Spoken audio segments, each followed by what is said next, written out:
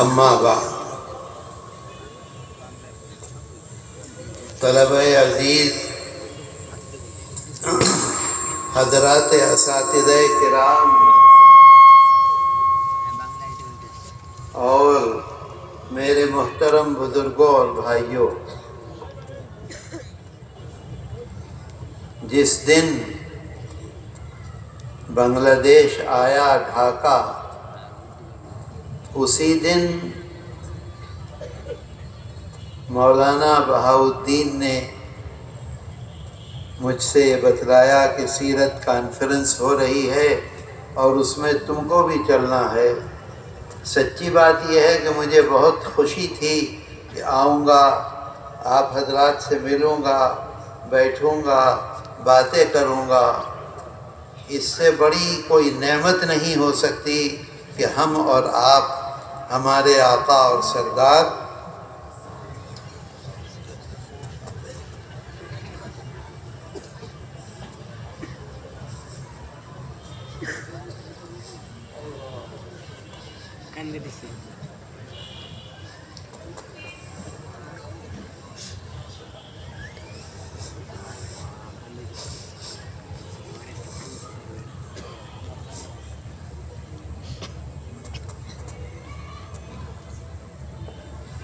حضرت محمد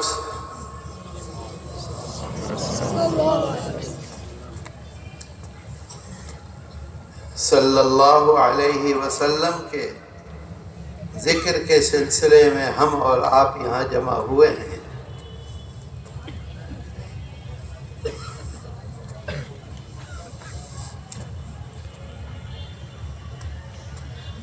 اللہ ہمارے اور آپ کے آنے کو قبول کر لے۔ آمین۔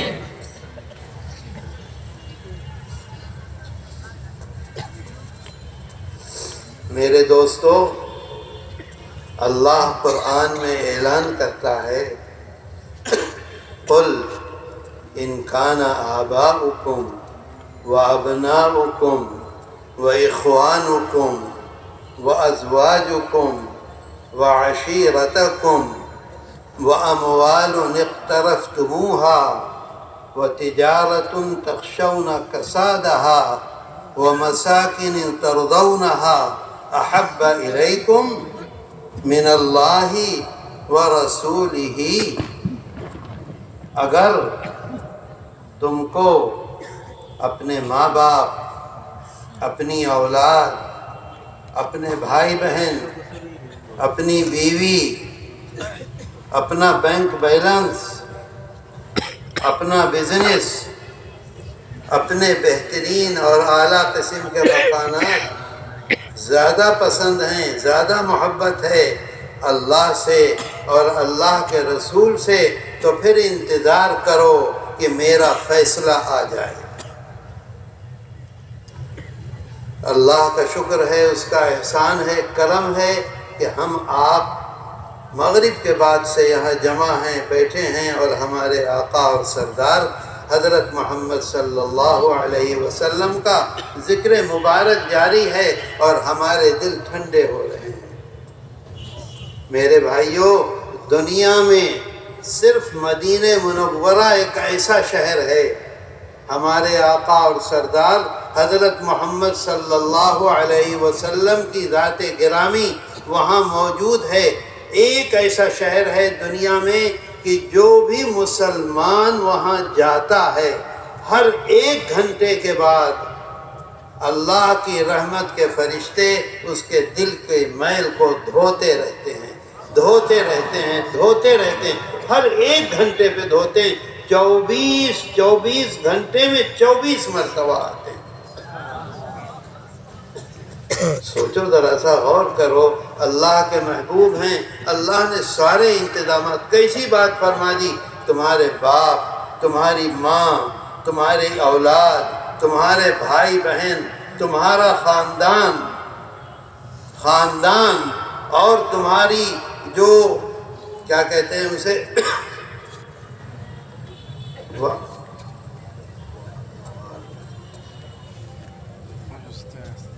وعشیرتکم،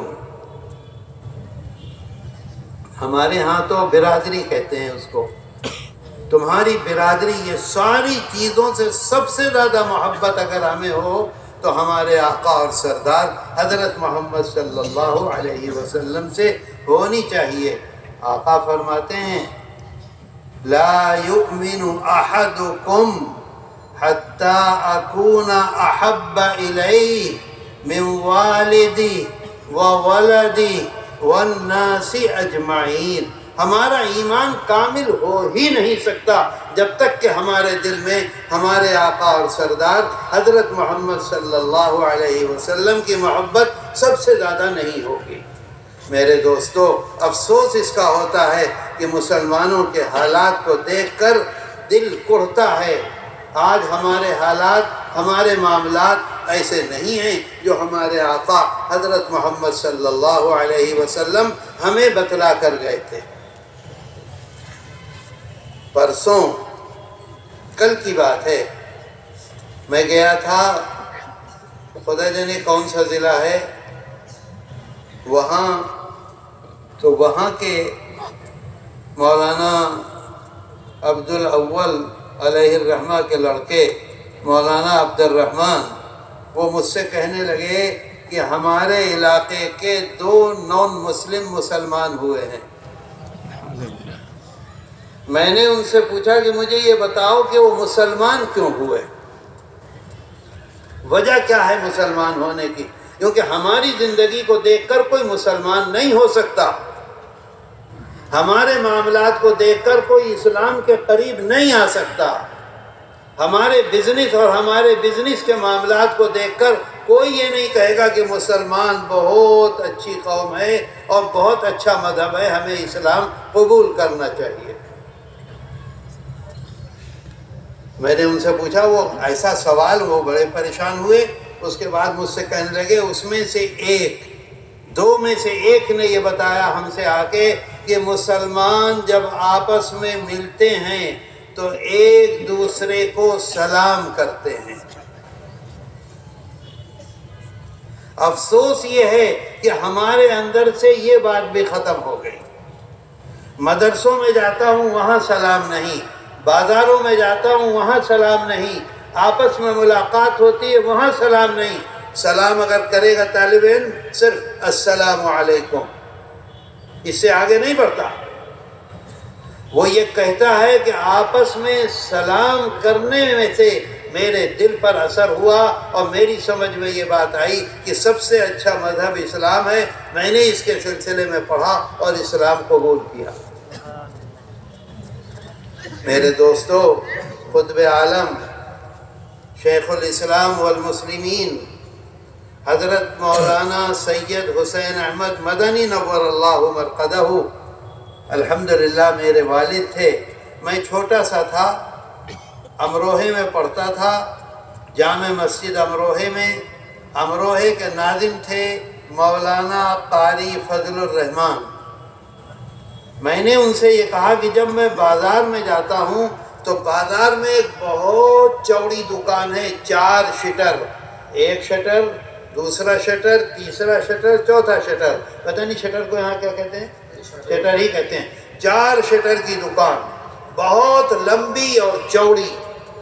میں نے کہا اس میں ایک بوڑھا بیٹھا رہتا ہے، جیسے ہی میں بازار میں جاتا ہوں اپنی دکان سے نیچے اترتا ہے سڑک پر، پورے بازار میں، بڑے بازار میں، اور ایسے ہاتھ جوڑ کر کھڑا ہو جاتا ہوں، اور جب تک نظر آتا رہتا ہوں میں اس وقت تک وہ کھڑا رہتا ہے، جب آگے بڑھ جاتا ہوں تو وہ اوپر چڑھ جاتا۔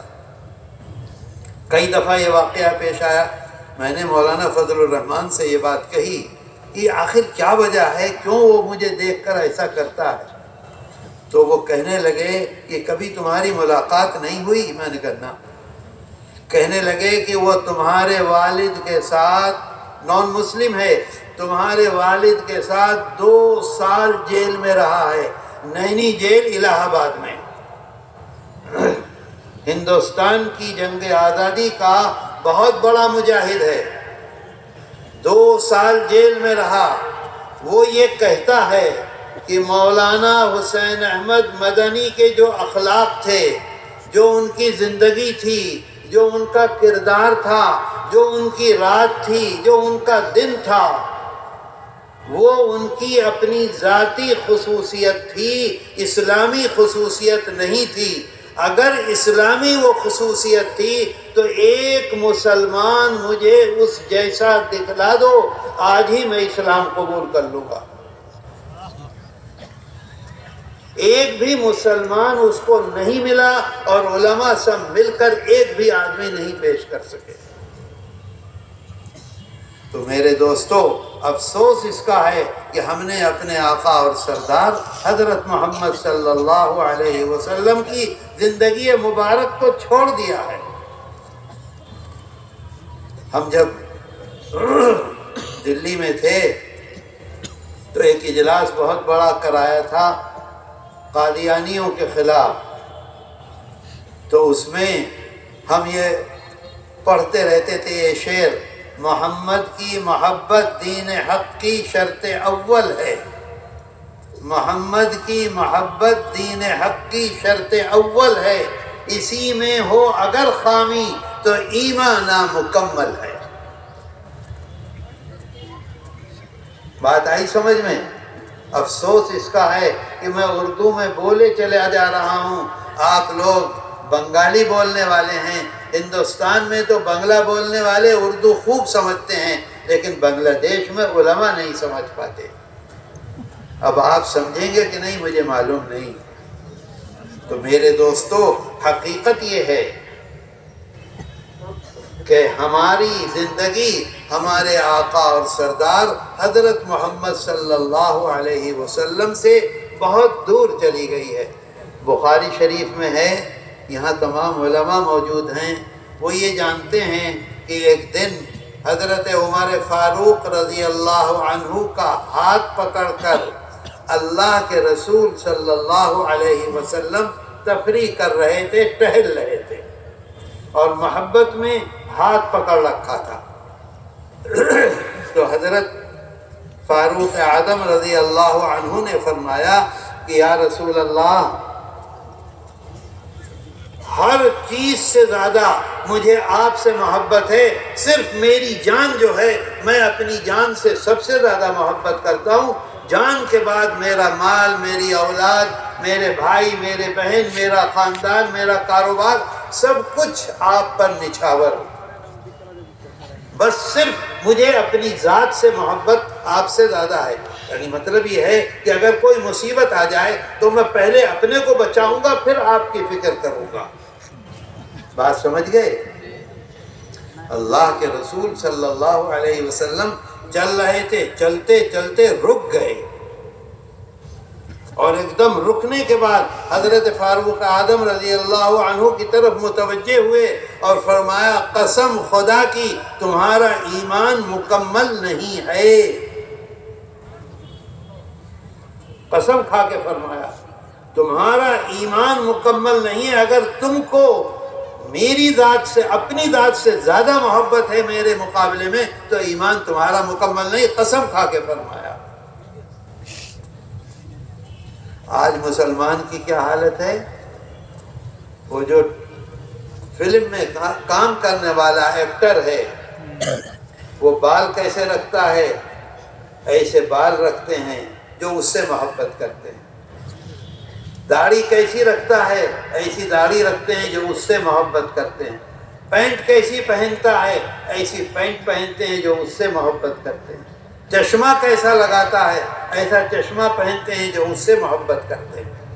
اور بازار میں اسے یہ احساس نہیں ہوتا کہ لوگ دیکھ رہے ہیں، کان پہ ہاتھ رکھ کے گاتا چلا جائے گا اسی طرح کی آوازیں نکال کر، کیونکہ اسے اس سے محبت ہے۔ اور ہم دعویٰ کرتے ہیں اپنے آقا حضرت محمد صلی اللہ علیہ وسلم سے محبت کا، اور صبح سے شام تک جھوٹ بولتے ہیں، صبح سے شام تک دھوکہ دیتے ہیں، صبح سے شام تک دل دکھاتے ہیں، صبح سے شام تک ہر وہ کام کرتے ہیں جس سے ہمارے آقا اور سردار حضرت محمد صلی اللہ علیہ وسلم کو تکلیف پہنچے۔ بتاؤ ایسا ہے کہ نہیں ہے؟ بولو ایسا ہے کہ نہیں ہے؟ ہے ایسا کہ نہیں؟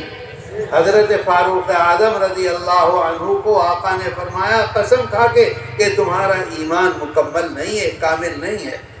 اس کے بعد حضرت فاروق اعظم رضی اللہ عنہ متوجہ ہوئے، غور کیا، اپنے قلب کی طرف متوجہ ہوئے، اپنے دماغ کی طرف متوجہ ہوئے اور فرمایا کہ یا رسول اللہ اس وقت میری کیفیت یہ ہے کہ آپ مجھے اپنی جان سے زیادہ عزیز ہیں، میں اپنی جان دے دوں گا لیکن آپ پر آنچ نہیں آنے دوں گا۔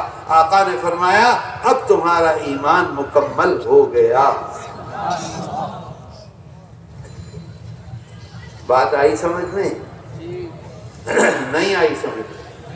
میرے دوستو یہ افسوس ہے، ہمیں توجہ کرنی چاہیے، سوچنا چاہیے۔ ایک حدیث ہے مسلم شریف میں، اللہ کے رسول صلی اللہ علیہ وسلم وضو کے لیے بیٹھے۔ وضو سمجھ گئے؟ آج ہم لوگ وضو کرتے ہیں، ایک آدمی بھی ایسے وضو نہیں کرتا جیسے ہمارے آقا اور سردار حضرت محمد صلی اللہ علیہ وسلم وضو فرماتے تھے، بالکل بھی نہیں، بھول گئے۔ مجھے تو بہت ہی تکلیف ہوتی ہے، اسے بھول گئے۔ وضو فرما رہے تھے، آپ نے جیسے ہی اپنے ہاتھ دھوئے، پانی نیچے گرنے سے پہلے صحابہ نے پانی کو اپنے ہاتھوں میں لے لیا اور ہاتھوں میں لے کر اپنے چہرے مبارک پر، سر پہ، جسم پر ملنا شروع کیا۔ اب لوگ بہت تھے تو جو پانی براہ راست نہیں لے سکا، ڈائریکٹ نہیں لے سکا، اس نے جن لوگوں نے ہاتھ میں پانی لگا ہوا تھا ان کے ہاتھ میں اپنا ہاتھ مل کر اپنے چہرے پر مل دیا۔ جب آپ نے کلی کی تو کلی کا پانی نیچے نہیں جانے دیا، تمام صحابہ نے۔ جب آپ نے ناک میں پانی ڈال کر ناک صاف کی، ناک کو اس کو نیچے نہیں گرنے دیا، فوراً ہاتھوں میں لے کر اپنے چہرے پر، اپنے جسم پر ملنا شروع کیا۔ اس کے بعد چہرہ دھویا، ہاتھ دھوئے، پاؤں دھوئے، یہی کیفیت رہی۔ اس کیفیت کے بعد آقا نے بلایا تمام صحابہ کو اور بلا کے پوچھا ایک بات بتلاؤ، میں تم سے پوچھنا چاہتا ہوں۔ کیا بات؟ فرمائیں۔ کہا کہ یہ بتلاؤ کہ تم نے یہ کام میرے ساتھ کیوں کیا؟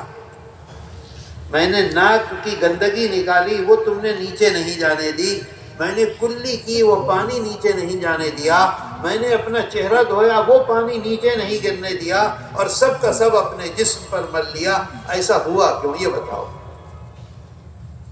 آئی بات سمجھ میں؟ صحابہ نے عرض کیا کہ یا رسول اللہ صرف اللہ اور اللہ کے رسول کی محبت میں ہم نے یہ کام کیا ہے۔ تو معلوم ہے آقا کیا فرماتے ہیں؟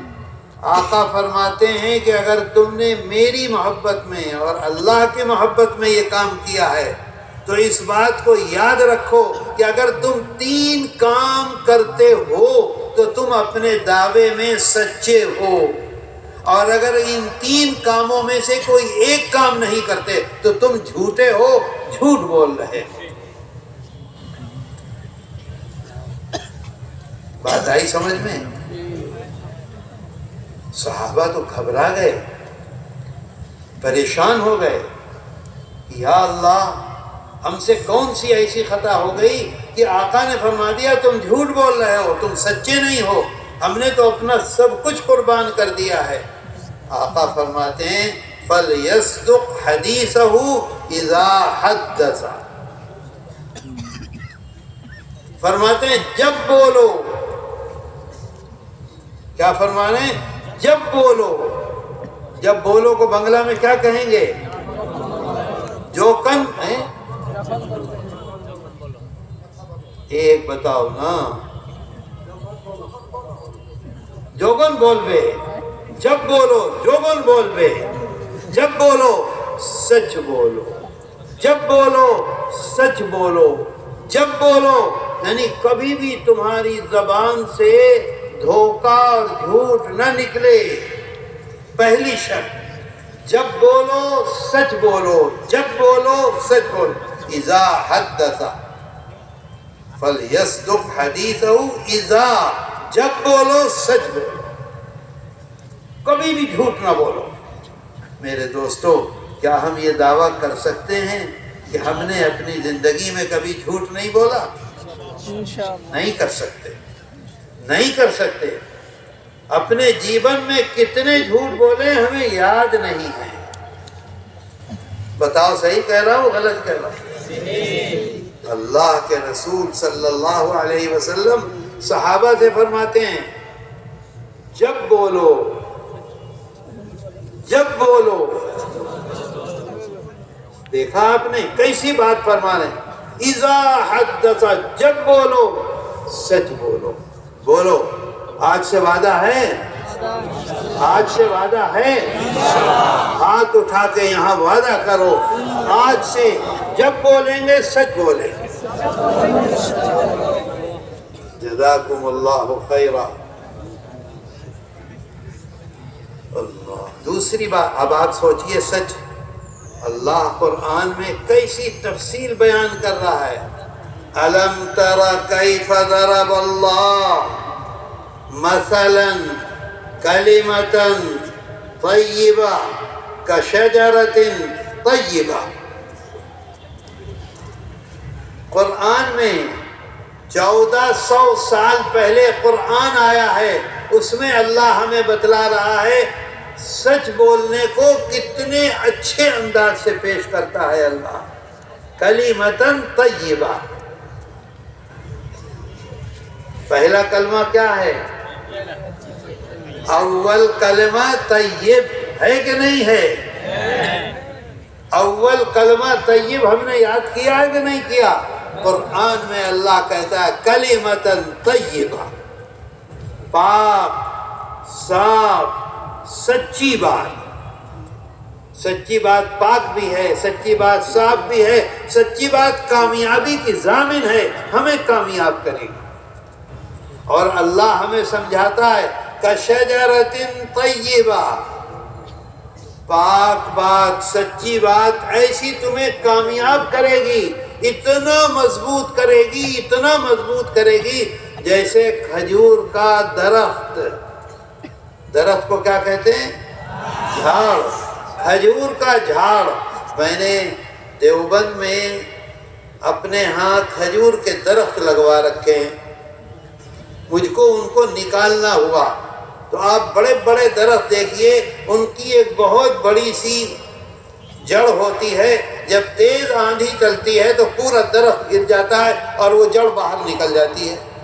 کبھی آپ نے کھجور کے درخت کو طوفان میں گرا ہوا دیکھا؟ سچ بات کبھی نہیں۔ اللہ کہہ رہا ہے اصلھا ثابت، دیکھو کیسا پاک پوتر درخت ہے، اس کی جڑیں کتنی مضبوط ہیں، اتنی باریک باریک جڑیں ہوتی ہیں، موٹی جڑ نہیں ہوتی، اتنی باریک باریک، اور کم سے کم 40 فٹ ایریے میں ادھر بھی ادھر بھی ادھر بھی ادھر بھی نیچے بھی ہر طرف پھیلی ہوتی ہیں۔ وہ درخت اپنی جگہ سے ہل نہیں سکتا، کیسے ہی آندھی آ جائے۔ اللہ کہتا ہے سچی بات اصلھا ثابت، ایسی مضبوط بات ہوتی ہے، اتنی کامیاب بات ہوتی ہے اس انسان کے لیے اگر سچا انسان ہے۔ اور آگے فرماتا ہے اللہ قرآن میں وَفَرْعُهَا فِي السَّمَاءِ، ایک کھجور وہ ہے جو ہمارے علاقے میں ہوتی ہے، یہ کھجور نہیں ہے، جنگلی کھجور ہے۔ جو عرب میں کھجور ہوتی ہے وہ اصل کھجور ہے۔ صرف کھجور ایک ایسا درخت ہے جس کے پتے آسمان کی طرف جاتے ہیں۔ آپ دیکھ لیجئے اور کسی کا پتا آسمان کی طرف جاتا؟ سب پتے ایسے، سب پتے ایسے، سب پتے ایسے۔ کوئی بھی درخت ہو 1000 سال پرانا اس کے پتے بھی ایسے، اور 10 سال پرانا نکلیں گے لمبے لمبے پتے اور سیدھے اوپر جائیں گے۔ قرآن میں اللہ سچ کی مثال دے رہا ہے وَفَرْعُهَا فِي السَّمَاءِ، اس طرح سے تم کامیاب ہوگے، اس طرح سے تمہیں عزت ملے گی جیسے کھجور کے پتے آسمان کی طرف کھڑے رہتے ہیں۔ یہ قرآن کہہ رہا ہے، میں نہیں کہہ رہا۔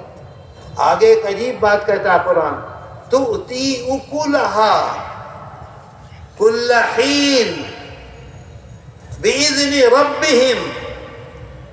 آپ بتائیے، ابھی ہم کسی کے گھر جائیں گے، ایک پلیٹ میں کھجور لے آئیں گے، کھاؤ، کب پیدا ہوئی تھی وہ معلوم ہے؟ کب درخت سے توڑی گئی معلوم ہے؟ آپ آم توڑ لیجئے، 1 مہینے کے بعد سڑے گا کہ نہیں سڑے گا؟ آپ بیر توڑ لیجئے، آپ کے گھروں میں لگے ہوئے ہیں، 6 مہینے کے بعد باقی رہیں گے۔ اللہ کہتا ہے سچ کی مثال ایسی ہے، کبھی خراب ہوتا ہی نہیں۔ انسان بھی کھاتا ہے، پرندے بھی کھاتے ہیں، جانور بھی کھاتا ہے، اور ہمیشہ کھجور کا موسم آیا تھا جولائی میں، اب آ گئی جنوری، کھجور موجود ہے۔ اگلا مئی آ گیا، کھجور موجود ہے بازار میں، جتنا چاہو کھاؤ۔ اور کوئی پودا ہے ایسا؟ اس کی مثال اللہ قرآن میں بیان کر رہا ہے، سچ۔ الم تری کیف ضرب اللہ، اللہ قرآن کہتا ہے دیکھو اللہ نے کیسی مثال بیان کی ہے، سچی بات کی۔ آتی ہے بات سمجھ میں؟ کل حین بِإِذْنِ رَبِّهِمْ، اللہ نے اس کو حکم دیا ہے، وہ ہو رہا ہے۔ آگے کیا ہے آیت؟ کل حین بِإِذْنِ رَبِّهِمْ وَيَضْرِبُ اللَّهُ الْأَمْثَالَ لِلنَّاسِ لَعَلَّهُمْ يَتَذَكَّرُونَ۔ آپ کے لیے، ہمارے لیے اللہ یہ مثالیں دے کر سمجھاتا ہے، شاید کہ ہمارے دماغ میں آ جائے۔ میرے دوستو، سچ تو بہت اہم چیز ہے۔ اللہ کے رسول صلی اللہ علیہ وسلم فرماتے ہیں اذا کذب العبد، جب مانوش جھوٹ بولتا ہے،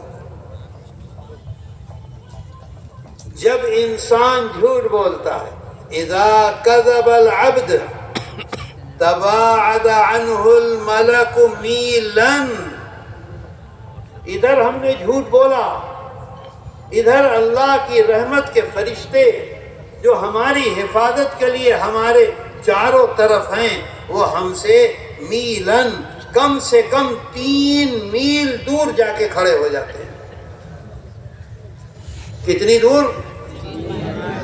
3 مائل، یعنی 5 کلومیٹر۔ کیوں کھڑے ہوتے ہیں؟ آقا فرماتے ہیں من نتنی ما جاء بہ، ایک مرتبہ جھوٹ بولنے کے نتیجے میں منہ سے ایسی گند آتی ہے، ایسی بدبو آتی ہے کہ اللہ کی رحمت کے فرشتے برداشت نہیں کر پاتے، کم سے کم 3 میل دور جا کے کھڑے ہو جاتے ہیں۔ اور جب 2 جھوٹ بولیں گے تو کیا ہوگا؟ اور جب 3 جھوٹ بولیں گے تو کیا ہوگا؟ اور جب ہمیں اپنے جیون میں یاد ہی نہیں ہم نے کتنے جھوٹ بولے ہیں، تو ہمارے قریب اللہ کی رحمت کے فرشتے آئیں گے؟